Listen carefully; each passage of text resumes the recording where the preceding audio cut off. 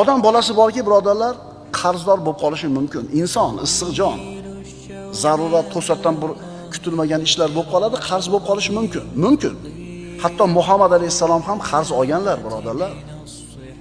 Oysha onamiz roziyallohu anhodan ishtara Rasululloh sallallohu alayhi vasallam min yahudiyyin ta'aman bi nasi'atin va rahana dir'an lahu min hadidin.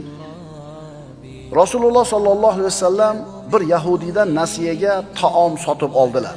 Arpa. Puli yo'q, qarzga nasiyaga oldilar. Va unga o'zlarining temir sovutlarini garovga qo'ydilar. Rasululloh vafot etganlarida ana shu yahudiyning uyida sovut qolib ketgan edi Rasululloh. Qarzni lug'aviy va istilohiy ma'nosi. Qarzni lug'aviy ma'nosi arab tilidan kesish, ajratish ma'nolarini bildiradi. Sababi qarz berayotgan odam o'zini molidan bir qismini kesib ajratib berayotgan bo'ladi. Bu lug'aviy ma'nosi.